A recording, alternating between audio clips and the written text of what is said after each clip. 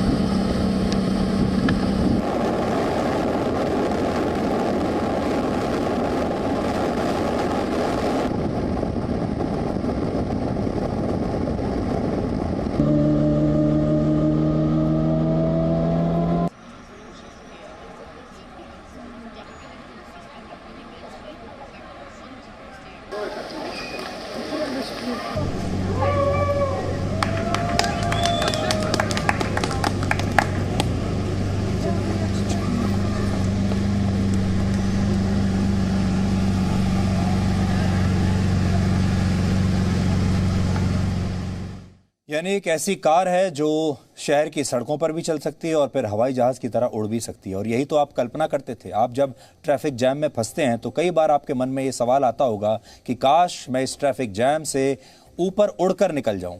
और जिस तरह से आप आजकल नई लेटेस्ट कार खरीदते हैं, हो सकता है आने वाले ज़माने में, आने वाले समय में, आपके भविष्य में आप कार की जगह इस तरह की फ्लाइंग कार खरीदने लगें। इस तरह के निजी हवाई जहाज़ आप खरीदने लगेंगे जो गाड़ी भी, कार का भी काम करेंगे और हवाई जहाज़ का भी काम करेंगे। ये आपके भविष्य से जुड़ी हुई एक झलक है। कौन जानता है कि कुछ वर्षों के बाद यही आपका भविष्य होगा। हम आपको फ्लाइंग कार की उड़ान पर लेकर गए थे, लेकिन अब इसके बारे में आपको कुछ और जानकारी देते हैं। फ्लाइंग कार के इस प्रोटोटाइप पर यह कंपनी वर्ष 2017 से काम कर रही है और अब तक इस उड़ने वाली कार ने 40 घंटे की टेस्ट फ्लाइट पूरी कर ली है। इस कार की खासियत यह है कि यह अधिकतम 190 किलोमीटर प्रति घंटा की रफ्तार से हवा में 8,200 फीट तक की उड़ान भर सकती है। इसके अलावा कंपनी ने इस फ्लाइंग कार का एक और प्रोटोटाइप तैयार किया है जिससे यह कार 300 किलोमीटर प्रति घंटा की रफ्तार से उड़ पाएगी। फिलहाल हवा में उड़ने वाले एक पैसेंजर विमान की औसत स्पीड लगभग 900 किलोमीटर प्रति घंटा होती है, जबकि बुलेट ट्रेन औसतन 300 किलोमीटर प्रति घंटा की रफ्तार से दौड़ती हैं। कई देशों में इससे तेज भी दौड़ती हैं, लेकिन यह औसत स्पीड है बुलेट ट्रेन की। यानी ये फ्लाइंग कार उड़ान के मामले में विमानों को और रफ्तार के मामले में बुलेट ट्रेन को अच्छी टक्कर दे सकती है। हालांकि आप में से बहुत से लोगों का यह सवाल होगा कि हवा में उड़ने वाली ये गाड़ियां कब तक जमीन पर आपके लिए उतर पाएंगी। तो इसका सवाल ये है, इसका सवाल जानने के लिए आज आपको हमारे साथ 85 वर्ष पीछे चलना होगा, जब पहली बार किसी ने यह सोचा कि एक गाड़ी जितने खर्च में कैसे हवा में उड़कर एक जगह से दूसरी जगह जाया जा सकता है और खर्चा भी उतना ही हो जितना एक कार पर आप खर्च करते हैं। उस समय अमेरिका के मशहूर उद्योगपति हेनरी फोर्ड इस सवाल के जवाब में स्काई फ्लाइवर नाम का एक सिंगल सीट एयरक्राफ्ट लेकर आए थे, लेकिन टेस्ट फ्लाइट के दौरान यह विमान दुर्घटनाग्रस्त हो गया और फिर इसका प्रोडक्शन रोक दिया गया। हालांकि वर्ष 1947 में अमेरिका में फिर से यह कोशिश की गई और तब फ्लाइंग कार के एक प्रोटोटाइप ने टेस्ट फ्लाइट पूरी कर ली। इस फ्लाइंग कार को उस समय हॉल फ्लाइंग कहा गया। यह कार देखने में ऐसी लगती थी जैसे गाड़ी के ऊपर किसी विमान को बांध दिया गया हो और उस समय इसका काफी मजाक भी बना था। बाद में इसके भी दुर्घटनाग्रस्त होने की वजह से यह प्रोजेक्ट भी बंद करना पड़ा।